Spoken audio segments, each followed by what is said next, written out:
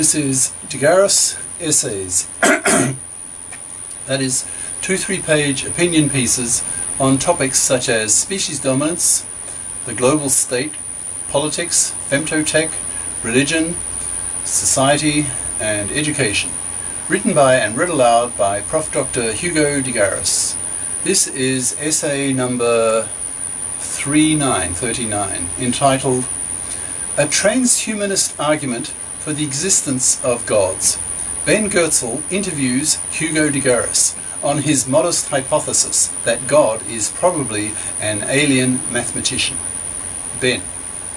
Hugo, you've recently published an article on kurzweileai.net titled From Cosmism to Deism, and go to the text, you'll see a link, which essentially posits a transhumanist argument that some sort of God exists, that is, some sort of intelligent creator of our universe, and furthermore that this creator is probably some sort of mathematician. I'm curious to ask you some questions digging a little deeper into your thinking on these fun, albeit rather far-out issues. Could you start out by clarifying what you mean by the two terms in the title of your article, Cosmism and Deism? Hugo. I define these two terms rather succinctly in the kurzweileai.net essay. Link here, so go to the text, click on the link. So I'll just quote those definitions here.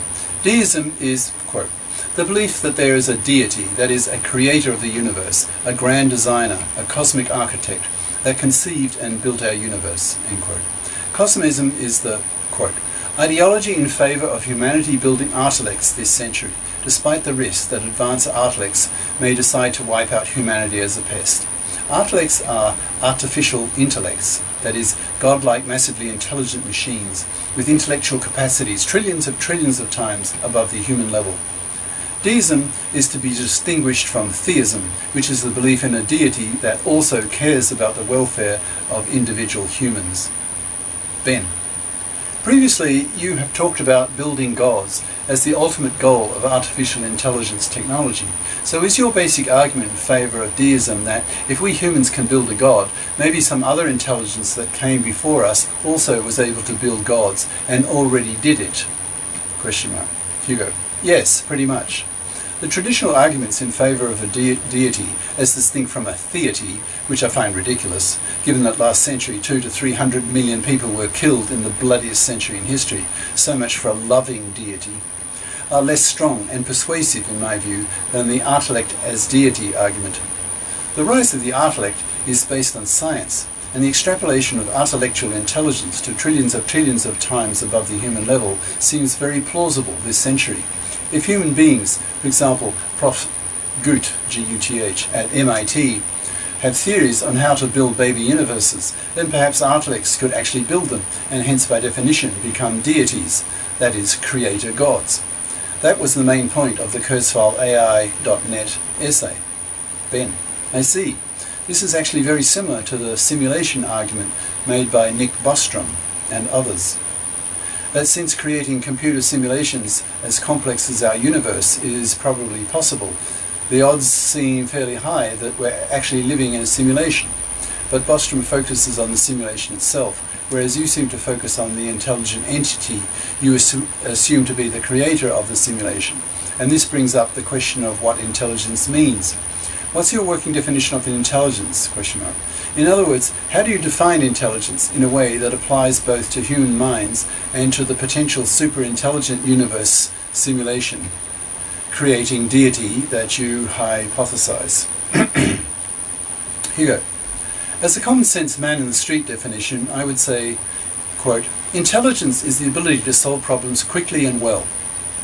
As a research scientist, I am made constantly aware on a daily basis of the fact that intelligence levels differ greatly between individuals. I spend my time studying PhD-level pure math and mathematical physics, trying to wrap my head around the works of Fields Medal winners such as Ed Witten, Michael Friedman, Richard Borcherds, etc., all mostly likely with extraordinarily high IQs. Believe me, with my only moderately high intelligence level, it gives me brain strain. So it's easy for me to imagine an ultra-intelligent machine. I only have to imagine a machine a little bit smarter than these genii. I am in awe at what these genii create, at what the best examples of the human intellect are capable of. I am in awe. However, at a neuroscientific level, we don't know yet what intelligence is. A 5-year-old can ask questions about the nature of human intelligence that are beyond state-of-the-art neuroscience to answer. For example, what was so special about Einstein's brain that made him Einstein? Why are some people smarter than most? Why is the human brain so much smarter than the mouse brain? I dream of the creation this century of what I label intelligence theory, IT, that would provide real answers and understanding to such questions. We should aim at a universal definition of intelligence that would be applicable to all levels of humanly known intelligence. It is an interesting question how far up the superhuman intelligence level a human concocted IT could go. One would think that the finite level of human intelligence, by definition, would preclude humans thinking of an IT at a level that an intellect could manage. Ben, following up on that, one question I have is, if there is some superintelligence that created the universe, how similar do you think this superintelligence is to human intelligences? Does it have a self, a personality? Does it have consciousness in the same sense that humans do? Does it have goals, make plans, remember the past, forecast the future? How can we relate to it? What can we know about it? Hugo. My immediate reaction to that question is that with our puny human brains, we very probably can't even begin to conceive of what an intellect might think about or be like. If we think that a universe-creating godlike intellect has the human-like attributes you list above, then that might be a category mistake, similar to a dog thinking that human beings are so much smarter and capable than dogs, they must have many more bones lying around than dogs do. One thing that is interesting about this question, though, is that by conceiving of the intellect as a scientific-based creation, we can begin to attempt answers to such questions from a scientific perspective, not a theological one, where theologians are all too likely to give all kinds of untested answers to their particular conception of God. Is a consciousness or sense of self a prerequisite to the creation of superhuman intelligence? These are interesting questions, but I don't have answers to. Perhaps I haven't thought deeply enough about these types of questions. Ben, in a nutshell, how does your deism differ from conventional religions like Christianity, Islam, Judaism, and so forth? How does it differ from Buddhism, which some have argued isn't really a religion, more of a wisdom tradition or a practical philosophy? Hugo. Traditional religions such as the above, that were invented several thousand years ago after the agricultural revolution and the growth of cities with their occasional genius-level priest-theologian, I find ridiculous, utterly in conflict with modern scientific knowledge. The cultural anthropologists of religion have shown that humanity has invented on the order of about 100,000 different gods over the broad sweep of history and across the planet. These many gods are so obviously invented, for example, New Guinea gods have many pigs, etc., that their human origins are obvious. However, the fact that every primitive little tribe has invented its own gods makes one deeply suspicious that human religiosity is in fact physiologically based and hence has Darwinian survival value. For example, if you can believe in a loving God, you are less likely to commit suicide in a cold, indifferent, callous universe. So religiosity-inducing genes would be more selected for. Deism, on the other hand, especially with the intellect as deity argument, is much closer to modern science in its conception. The very real possibility of the rise of the intellect this century virtually forces anyone confronted with the argument to accept its plausibility. Our sun is only a third the age of our universe, and there are a trillion second-generation stars that we can observe that probably have generated life and intelligence. Once a biological species reaches an intelligence level that allows it to have mathematics and science, it's then only a small step for it to move on to the intellectual stage, whose potential intelligence is astronomically larger, pun intended, than any biological level. An intellect of the distant past in an earlier universe may have designed and built our universe. It would have been our deity. Ben. Traditional religions serve to give people comfort and meaning in their lives. Do you think that the form of deism you advocate can serve the same purpose? Does it serve that purpose for you? Does it make you feel more meaning in your existence or in existence in general? Hugo: I look down on traditional religionists as ignorant, deluded fools. The fact that where I lived when I was living in the US, namely Logan, Utah, there were hard science professors who were converted Mormons, showed me that the human brain is modular, with some compartments isolated from other parts, for example the religious areas from the critical, analytical, scientific areas, so that these professors were unable or unwilling to destroy their religious beliefs with just a little analytical scientific thinking. I don't have much patience with people who have low RQs, that's reality quotients. If I present these religionists with the idea that many tens of millions of theists last century were killed in the bloodiest century in history, they just block thinking about its implications. If I show them the evidence that humanity has invented 100,000 gods, they do the same. I don't deny that if one is able to believe in a loving God, it might be comforting, especially to someone who is, in Darwinian terms, sexually unattractive, who gets no human partner, so remains unloved, especially older widows, whose supply of men has run out due to the greatest of human realities, death. But emotional comfort and high RQ may not be compatible. If forced to choose, I prefer not to be a gullible child. A non-theist deist looks at the massively indifferent universe as a given. Having faith is no argument to me. Believing something simply because one wants to believe it allows one to believe in the tooth fairy. Accepting the idea that a deity might be possible certainly increases my sense of awe. Imagine, if that is humanly possible, the capabilities of such a creature that can design and build a whole universe. That is why I call intellects godlike. They may have godlike capabilities, but still can be thought about, by humans, as falling within the domain of science.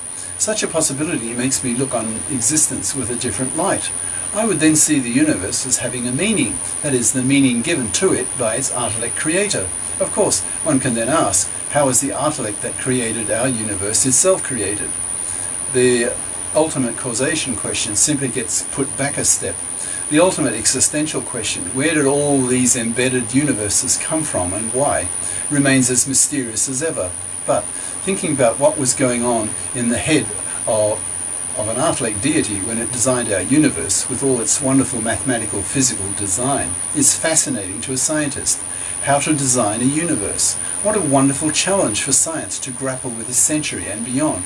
Of course, as humans, we may be too stupid to answer such a fascinating question. Ben: I'm curious, what is your own history with religion? Were your parents religious? Were you brought up in a religious environment at all? I know you lived for a while in Utah, a very religious part of the US, and found that a bit uncomfortable. Well, that's Ben, good friend of mine, always the diplomat. High EQ, whereas I'm low EQ. And by preference, I prefer negative truths to diplomatic lies. That's my personality. Back to the essay. Hugo: My parents were Church of England and sent their 3 kids to private Methodist schools. So until my teens, I was conventionally religious, having to listen to Christus prayers every morning at school assembly. I was rather late going through puberty, so my brain didn't start becoming adult and critical until I was 17. I then discovered science with a vengeance and decided that I would not become a doctor but a scientist. Once I absorbed the basic scientific credo of test your hypotheses, my old religious beliefs began to look more and more ridiculous. I then met an atheist who was a few years older than I was and very smart. What he was served as a model for me as to what I could become, so I rapidly switched to non-theist beliefs. The more science I learned, the more ignorant traditional 2,000-year-old Christus beliefs appeared to me. For decades I was an unquestioning atheist, until the anthropic principle came along in the 1980s. That is, the values of the constants in the laws of physics are so fantastically finely tuned to allow the existence of matter and life that it looks as though the universe was designed. And the more math physics I learned, the more suspicious I became that the universe was designed according to highly mathematical principles, the Deity as mathematician argument.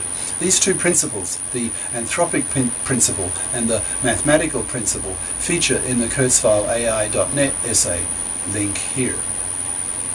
Ben: Now I'm going to get a little more technical on you. You've spoken of the Deity as mathematician argument. Is this a version of Eugene Wigner's observation of the unreasonable effectiveness of mathematics?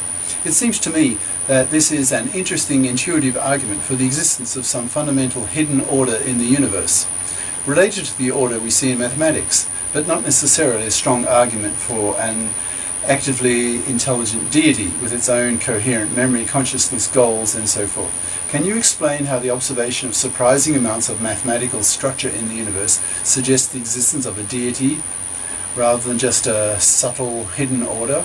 Or is your deity basically the same thing as what I'm somewhat awkwardly calling a subtle hidden order? Hopefully you can see what I'm getting at here. Unfortunately, English isn't really ideal for discussing such things with precision, but if I switch to Lojban, L-O-J-B-A-N, which is an artificial, very logical language, I'd lose most of the audience, including you. Hugo, yes, subtle question. I think the rise of the Artlects with its massive intelligence levels this and later centuries makes very plausible that our universe operates according to such deep mathematical principles. These principles would be the result of the Artlect deity's design. Whether such principles could be there without such design is hard to imagine. The deeper the physics genii of this century, such as Edwin, etc., delve into the deep structure of our universe, the more mathematical it seems to be. For example, with superstring theory using the very latest ideas in low-dimensional topology with its beautiful mathematics. This creates in my mind the deep suspicion that our universe is designed according to such mathematical principles. If it's not designed, then is it just pure chance that our universe is so highly mathematical? That seems so implausible. This mathematical principle is closely analogous to the anthropic principle, in the sense that our particular universe design seems so fantastically a priori improbable. One is virtually forced to accept it has been designed. The so-called designer traditionally was conceived of as a deity, but now that we humans can imagine Artlects, we have a new way to imagine the designer, that is, as an Artlect, and hence compatible with our deeply held scientific principles. I guess what I'm saying is, artilectual deism is compatible with science, whereas traditional theism is simply pre-scientific garbage. You may have alluded to Spinoza's ideas with your subtle hidden order. Einstein talked about der Alte, the old one in German, who designed the universe. He wanted to know his thoughts. That means der Alte's thoughts. I agree with you that if there were no Artlect deity concept, then the existence of a subtle hidden order would support the idea of a creator less strongly. But science-based Artlects are now very credible, so give strong support to the idea of our universe being designed by an earlier Artlect in a previous universe. One fascinating question this raises in my mind is the status depth of mathematics. Are the principles of mathematics in some sense deeper than even the Artlect deities? Are such Artlects obliged to use mathematical principles as a given, or are these principles in some humanly unfathomable question mark sense concocted by these Artlects? This is a really deep mystery for me, but fascinating philosophically. Ben. Ben is a good friend of mine. I've learned that when he goes, that means he doesn't agree with me. And now Ben's a genius, right? With an IQ of 186. And from many times experience, when he goes, then he will then switch on his 186 IQ and he'll come back with a retort and demolish my argument. I'm used to that, so expect it to happen now, okay? Back to the essay. You say, if it's not designed, then it's just pure chance that our universe is so highly mathematical, question mark. But it seems to me that an alternate hypothesis would be self-organization. That is, perhaps abstract mathematical structures are in some sense attractors of hyperphysical self-organizing processes. Imagine some primordial stuff self-organizing into a more concrete state. At first it's so abstract it's not governed by any specific physical laws, but then physical law gradually emerges within it. This is the great physicist John Archibald Wheeler's notion of law without law. Then imagine that this self-organization process inexorably tends to lead to the formation of physics, plural, with the same habitual deep structures, in vaguely the same way that multiple molecules with different structures tend to form similar crystalline patterns, because these particular patterns are attractors of crystalline self-organization. So, it could be that math is what tends to self-organize when primordial stuff concretizes into universes with concrete laws of physics. That's pretty much what John Wheeler thought. Of course, that law without law idea doesn't contradict the idea of a deity that was constructed by prior advanced civilizations, but it's an alternate possible sort of explanation for why there might be so much abstract math in the universe, and it's not a boring, facile explanation like random chance, ... Anyway, while we're on the topic of physics, I'm also intrigued by your notion of hyperphysics, link here. That is, the study of the physical laws of all possible universes, not just the one we happen to live in. But I'm perplexed by the role played in this notion by the choice of one's mathematical axiom system. It seems to me that if one has a fixed choice of mathematical axiom systems, say standard Zermelo-Fraenkel set theory, or whatever, then one can ask which physical law sets are consistent with this axiom system. For instance, if one has a theory of what kinds of sets qualify as space-time continua, one can then ask what kinds of space-time continua are possible according to ZF set theory. But then the question becomes, where does the axiom system come from? Goethe showed us that there's no one correct choice of mathematical axiom system. So it seems to me that hyperphysics ultimately rests on an arbitrary choice of mathematical axiom system, if you see what I mean. No, I don't. This is Ben's 186. I hope some of you can follow. You would need... See, Ben is so smart. He can read a ton of different stuff. So he's able to amalgamate and combine a deep knowledge, say, of set theory and Goertzel's incompleteness theorem and metaphysics and physics and astrodynamics, etc., to pose questions like this. I'd need to know more about the prerequisites like set theory and have a deeper understanding of Goertzel's incompleteness theorems and so forth. Anyway, so it seems to... Back to the essay. This is Ben saying this. So it seems to me that hyperphysics ultimately rests on an arbitrary choice of mathematical axiom system, if you see what I mean. You can't get away from making some kind of foundational assumption if you want to say anything. Or am I somehow misunderstanding your idea? Do you think there's some special, distinguished mathematical axiom system governing all the universes in the hyperverse? If so, which one is it? Or maybe this is something only the transhuman mathematical deity knows? ? Hugo. Your questions are getting deeper and subtler. I had to think about this question a while to get its essence, maybe. I interpret your question to mean how to map the hyperphysics to a mathematical axiom system? ? The ZF system currently used by us seems to work for our universe. Our human mathematics seems to be sufficient to understand the physics of our universe. Whether it may prove sufficient for a hyperphysics is a deep and unanswerable ? Question. As humans, it's possible that we may never get an answer to that question. Our human intelligence level is finite. There are probably many deep questions that we are too stupid to find answers to. There may be many other questions too subtle for us as human beings to even conceive of. Just how deep does mathematics go? Are we humans evolved to be mathematical? Perhaps the universe was built according to mathematical principles. Hence, for Darwinian survival reasons, our brains were forced to evolve to think in mathematical terms to interpret the behavior of our universe, to survive. Ben, yeah. The point is that the scope of all possible physics is implicitly delimited by some mathematical axiom system. So it seems to me that what happens is A mathematical axiom system is somehow chosen. B, within that axiom system, many physicses are mathematically possible, each corresponding in principle to a different universe. So one question is whether deities can choose to build different possible universes. And another question is whether deities can choose to operate within different mathematical axiom systems, each given a different definition of what universes are possible. In a sense, a mathematical axiom system serves as a metaphysics, right? ? Arguably, if a deity operates internally according to a certain mathematical axiom system, then it can't create universes outside the scope of its axiom system, except by making choices that are random from its perspective.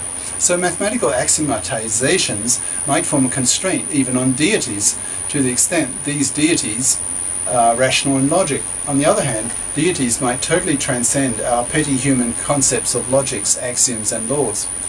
So all in all, I guess the basic question I was asking is whether you think mathematical axioms serve as a constraint on deities, or whether deities can create their own mathematical systems and structure universes based on them freely. But of course, none of us stupid little humans knows the answers to those questions, do we? So asking such questions is more useful for exploring the scope of possibilities than for getting at answers in the current time frame. Although, if you do have an answer, that would be great. Hugo, when you put it like that, it's very clear. I have no problem getting your question. It's a fascinating one, and I have as yet no thoughts on the matter. Your question stimulates me, though. The only thing I've come across related to it was the SF science fiction novel by Sagan, Contact, in which at the very end, the hyperintelligence that kept an inventory on life forms in the galaxy was smart enough to put a message in the decimal digits of the value of pi. You may remember that lovely little twist at the very end of the novel. My human intuition is that math is prior to the deity, that even deities must obey them. Then, okay, so let's get back to the practical a bit. Right now, your approach to deism is unusual, whereas religions like Christianity, Islam, Hinduism and Buddhism occupy most of the world's population. What do you think are the prospects for a broader acceptance of your form of mathematical deism?